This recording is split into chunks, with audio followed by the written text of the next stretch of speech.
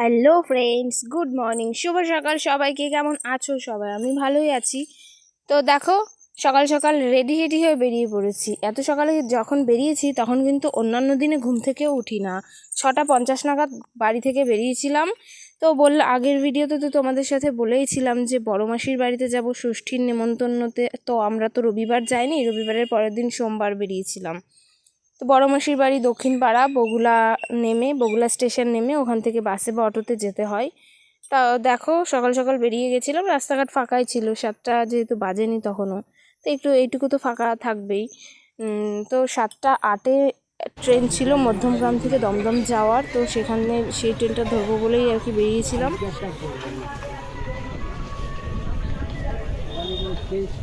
আগের দুদিন থেকে আর সেই দিনটা এত পরিমাণে গরম ছিল, কি আর বলবো, কিচ্ছু বলার নেই। সকাল থেকেই ঘুম থেকে ওঠার পর থেকে সেই যে গরম লাগা শুরু হলো, কোনো তার বিকল্প নেই।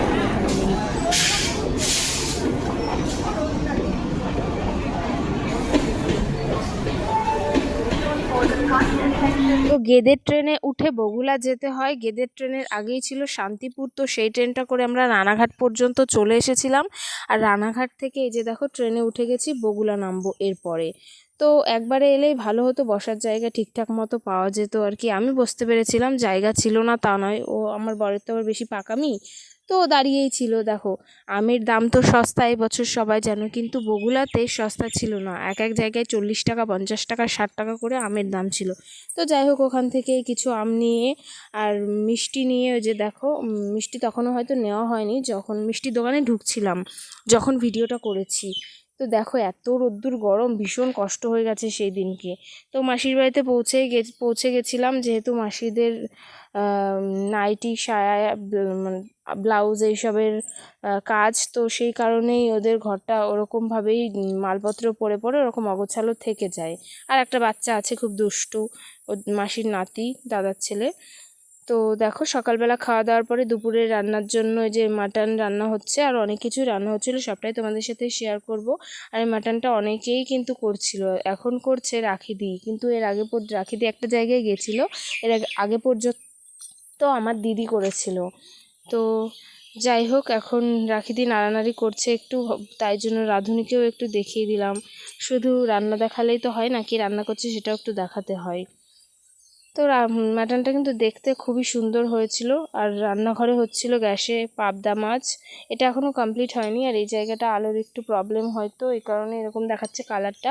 আর তারপরে বেশ কয়েক রকম ভাজা হয়েছিল, কুমড়ো ভাজা, পটল ভাজা, কাঁকরোল ভাজা, তারপরে বেগুন ভাজা, আলু ভাজা, 5 ভাজা। আর এটা হচ্ছে মাছের মাথা দিয়ে মুগ ডাল। যেগুলো হয়ে গেছে সেগুলো পরে দেখাচ্ছে, আর যেগুলো হচ্ছিল সেগুলো আগে দেখিয়ে ফেলেছে। এই যে স্যালাডটা কিন্তু আমি কেটেছি, স্যালাড কেটে রেখে দিয়েছি। আর এই যে চাটনি। তো খাওয়া দাওয়ার তো বেশ ভালোই আয়োজন ছিল, যেহেতু সাজানো গোছানো কিছু হয়নি, তাই খাওয়ার সময় আর ভিডিও করতেও মনে ছিল না।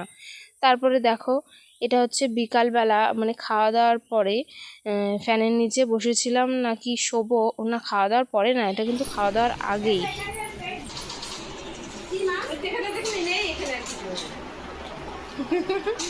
শেষ করে ফেলেছে গো।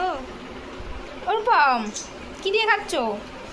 Mix veg. এরা দেখ না, এরা দুটোই লুকালো, ওইটা মুখ লুকালো, এটা ব্যাগ দিয়ে।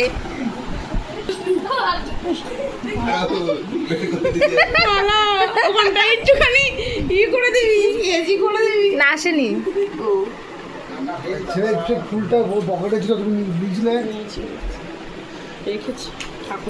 এরপর সবাই আড্ডায় আর কি মারছিল। তারপর দেখো, সবাই কিন্তু রেডি হচ্ছিল, আমার ওই মাসির ছেলে দাদার টোটো আছে, তো ওই টোটো করে সবাই একটু ঘুরতে বেরোবে, সেই জন্যই রেডি হচ্ছিল। তারপর বাড়িতে এসে খাওয়া দাওয়া করে ঘুমিয়ে পড়েছিলাম, আর কিছুই শেয়ার করা হয়নি।